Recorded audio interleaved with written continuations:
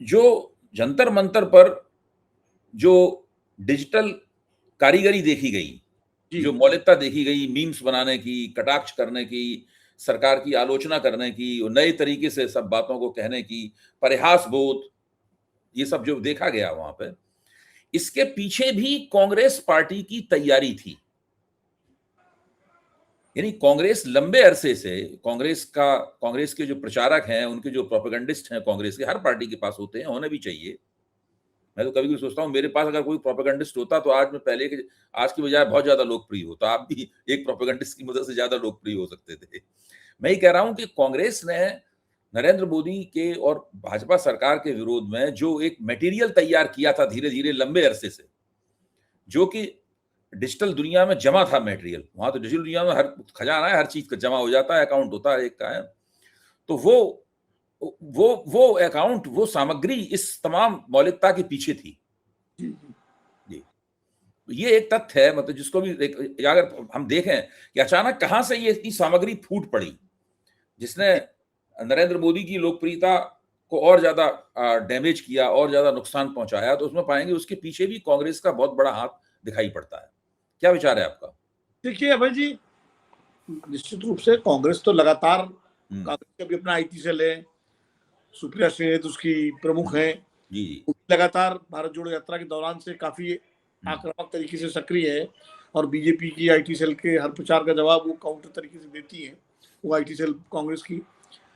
और इस आंदोलन में, छात्रों के आंदोलन में जो तमाम सारा कंटेंट आया, तो मेरे पास कोई पुख्ता जानकारी तो नहीं है कि कांग्रेस ने सप्लाई किया या कांग्रेस, लेकिन कांग्रेस का कांग्रेस सप्लाई नहीं किया, वो चूंकि पहले से डिजिटल दुनिया में दर्ज था, मतलब जो है, हाँ, तो पहले से ही इन लोगों के ये लोग उसका संज्ञान ले चुके थे, ये मैं कह रहा हूँ। नहीं, बिल्कुल आपकी बात सही, वो भी दर्ज था, और दूसरा उस समय भी तैयार किया करवाया होगा कांग्रेस ने, जी जब जी है, और उसको वायरल किया होगा। उसमें कोई जी ये होता है, जैसे अन्ना आंदोलन के समय बीजेपी ने बहुत सारा कंटेंट वायरल किया था तत्कालीन यूपीए सरकार के खिलाफ, तो कांग्रेस ने भी किया होगा। अब मैं आपको एक और चीज बताऊं, अब इसको आप अपने तरीके से जोड़िएगा।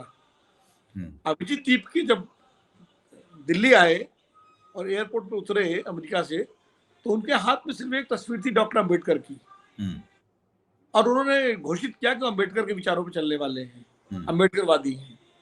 जब जंतर मंतर पर बैठे तो वहां अंबेडकर के बगल में गांधी जी की भी एक तस्वीर लग गई, और अंबेडकर का नाम के नारे लगते थे, गांधी जी के भी लगते थे, बाकी भगत सिंह, चंद्रशेखर आजाद सबके लग रहे थे। अभी जो उनकी प्रेस कॉन्फ्रेंस हुई 2 दिन पहले, अभिजीत दीपके और आशुतोष रैंका और सौरभ दास थे, उसमें उन्होंने कहा कि हम जवाहरलाल नेहरू के सपनों का, उनके विजन का भारत बनाना चाहते हैं। अंबेडकर, गांधी और जवाहरलाल नेहरू तीनों को उन्होंने लिया और विस्तार से बताया कि जवाहरलाल नेहरू कैसे मॉडर्न इंडिया के आर्किटेक्ट थे, और उन्होंने जो है, जो विजन जो वैज्ञानिक सोच का और जो एक आधुनिक भारत की कल्पना की थी, हम उस तरह का भारत बनाना चाहते हैं। ये सवाल आज मैंने जब पूछा कार्यक्रम में आशुतोष रैंका से, तो उन्होंने और इसकी विस्तृत व्याख्या की। उन्होंने कहा कि पिछले कुछ वर्षों में नेहरू को जिस तरह से खाली कांग्रेस का नेता बना दिया गया और उनको बड़ा डिमीन किया गया, वो गलत है। नेहरू तो पूरे देश के नेता थे, राष्ट्र के निर्माता थे, विजनरी थे, और उन्होंने आईआईटी, आईआईएम, इसरो और तमाम सारे मेडिकल संस्थान, उनका शिक्षा के क्षेत्र में जितना काम नेहरू ने किया, उसी से देश आज यहाँ तक पहुंचा। मतलब उन्होंने नेहरू को अब आप सोचिए कि मौजूदा निजाम जो है उसकी नेहरू पर क्या राय है, और ये जो नौजवान हैं आंदोलन वाले, अब वो अंबेडकर से चल के नेहरू तक पहुंच गए। तो कहीं ना कहीं वैचारिक रूप से अब अगर आप देखें तो उनकी नजदीकी कांग्रेस के साथ दिखाई पड़ रही है। तो देखिए, अंबेडकर और गांधी तो सब जगह आज सबके यहाँ फोटो लग जाता है, कांग्रेस वाले भी लगा लेंगे, बीजेपी वाले भी लगा लेंगे, समाजवादी पार्टी वाले भी लगा लेंगे, बीएसपी वाले भी लगा लेंगे, अब तो कम्युनिस्ट भी लगाने लगे। लेकिन नेहरू का फोटो लगाना साथ में, वो एक स्पष्ट विचारधारा रेखांकित करता है, और वो वैचारिक रूप से जो भारतीय स्वतंत्रता आंदोलन और लोकतांत्रिक की जो विचारधारा में नेहरू का योगदान है, उसके नजदीक ले जाता है। तो कहीं ना कहीं जेन जी, जो युवा जनरेशन है, वो इस विभाजनकारी राजनीति, विभाजनकारी विमर्श से परेशान रही। उसको लगता रहा लगता है कि उनके मुद्दे इस विमर्श में कहीं खो गए, उनको भुला दिया गया, उनको अनदेखा कर दिया गया। और आज स्थिति ये है कि कहीं पेपर लीक हो रहे हैं, कहीं परीक्षा रद्द हो रही है, कहीं शिक्षा इतनी महंगी होती जा रही है कि आम आदमी के व्यक्ति के लिए वो मुश्किल है, और नौकरियां बिल्कुल सिकुड़ती जा रही हैं। तो वो सारे सवाल उनको लगता है केंद्र में आने चाहिए। और इसीलिए जेन जी यानी ये जो युवा पीढ़ी है, वो अब बजाय उस विभाजनकारी विमर्श के वो नेहरू को याद कर रही है, वो गांधी को याद कर रही है, अम्बेडकर को याद कर रही है, पटेल को याद कर रही है। तो कहीं ना कहीं जो हमारे वैचारिक और राजनीतिक पूर्वज हैं स्वतंत्रता आंदोलन के, वो उनको याद कर रही है। और इसमें मैं फिर कहूँगा कि राहुल गांधी का बड़ा योगदान इसलिए है कि राहुल गांधी ने ही एड्रेस किया नौजवानों युवाओं के जेन जी के सवालों को सबसे पहले पूरी शिद्दत के साथ और दृढ़ता के साथ, और जो एक किसी मुद्दे को लेके एक ईमानदारी होनी चाहिए वो उनके उसमें दिखती है। और इसीलिए उनकी सभाओं में युवाओं की भीड़ आ रही है, छात्रों की भीड़ आ रही है, अभ्यर्थियों की भीड़ आ रही है, और उनसे सवाल जवाब हो रहे हैं, संवाद हो रहा है। वो चाहे देहरादून हो, चाहे वो कोटा हो, चाहे प्रयागराज हो, हर जगह। और अब तो वो इंस्टाग्राम पर भी आ गए हैं, उन्होंने इंस्टाग्राम पर भी सवालों के लिए खोल दिया है अपना एक प्लेटफॉर्म कि हमसे आप सवाल पूछिए, नौजवानों से जुड़ने के लिए।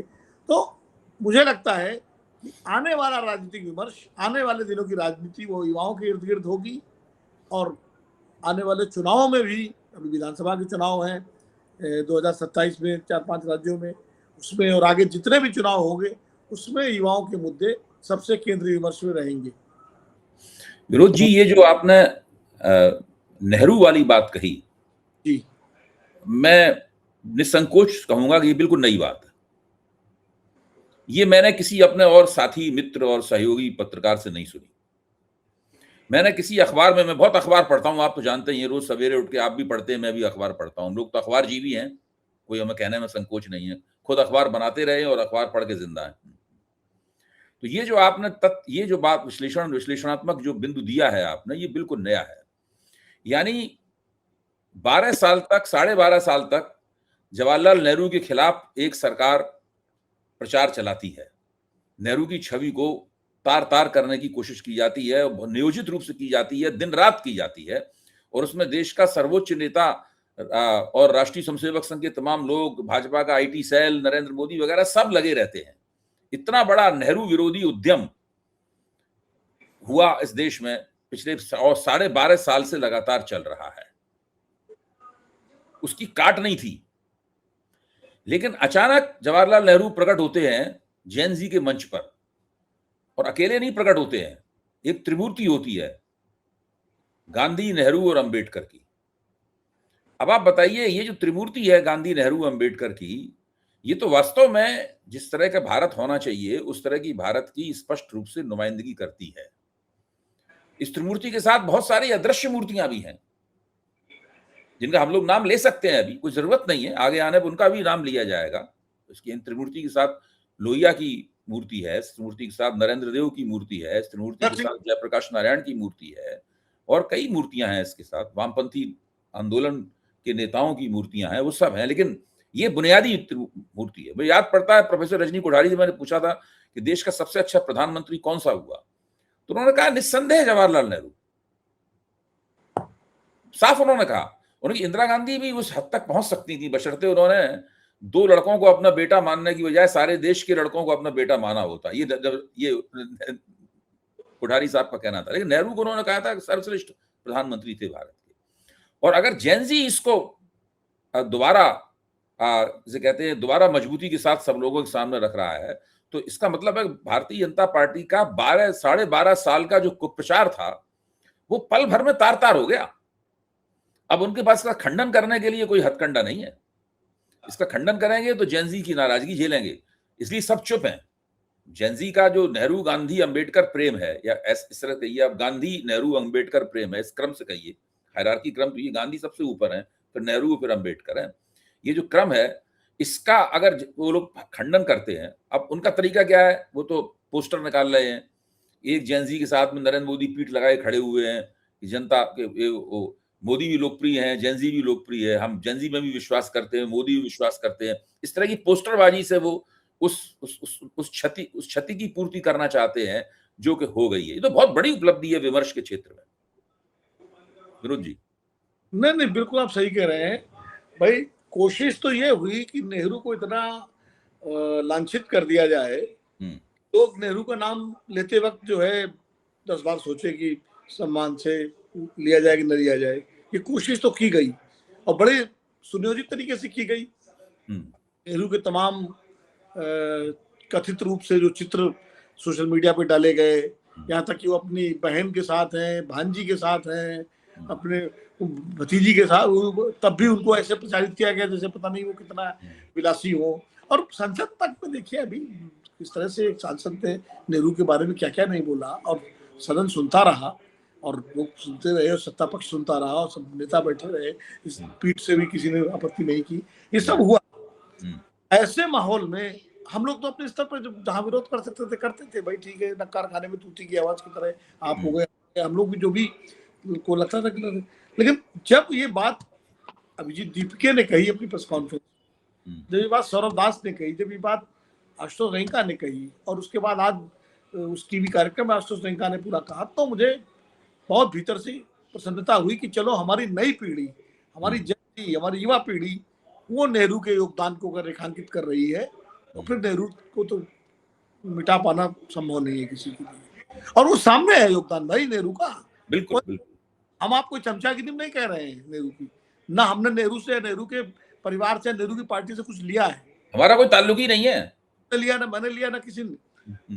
हम तो जो यथार्थ जो इतिहास में दर्ज है वो उसकी बात कर रहे हैं। आज जो बड़े बड़े संस्थान जिनके नाम पर हम भारत को सुपर पावर बनाने का सपना देख रहे हैं, विकसित भारत बनाने की बात कर रहे हैं, उनकी बुनियाद कब किसने डाली, उनका विजन किसका था? आप देखिए आज मंगलयान तक की बात हो रही है, सूरज तक जो है भेजने की बात हो रही है, चंद्रयान पे हमने सफलता झंडे गाड़ लिए, तो इसरो किसने किसका कॉन्सेप्ट था? भारत अगर परमाणु शक्ति बना, तो 74 में इंदिरा गांधी के समय विस्फोट हुआ और फिर अटल जी के समय हुआ, तो उसकी बुनियाद में भी तो नेहरू और भाभा का पूरा योगदान था। अगर मेडिकल साइंस में एम्स जैसे संस्थान बने तो कौन उसके पीछे था? आईआईटीज के पीछे कौन था? आईआईएम के पीछे कौन था? और फिर ये तो मैं शिक्षा क्षेत्र की बात कर रहा हूँ, विज्ञान के क्षेत्र की बात कर रहा हूँ। अब फिर आप भाखड़ा नांगल से लेकर के सारे बांधों को देख लीजिए, फिर आप बहुत सारे मतलब इस देश के पूरे सार्वजनिक क्षेत्र को देख लीजिए। तो नेहरू के योगदान को आप कैसे खत्म कर देंगे? और नेहरू का देखिए पर्सनल एजेंडा, ये जेन जी इस बात को समझ रही है, ये कि नेहरू का पर्सनल एजेंडा नहीं था, नेहरू का वैचारिक एजेंडा था, राजनीतिक एजेंडा था, और एक धर्मनिरपेक्ष भारत, वैज्ञानिक भारत बनाने का एजेंडा था। इसीलिए उन्होंने कल्पना की थी और कहा था कि हर गांव में विज्ञान मंदिर बनना चाहिए। कोई यहाँ मंदिर बनाने की बात हो रही है लेकिन विज्ञान मंदिर की बात नहीं हो रही है, नेहरू ने की थी।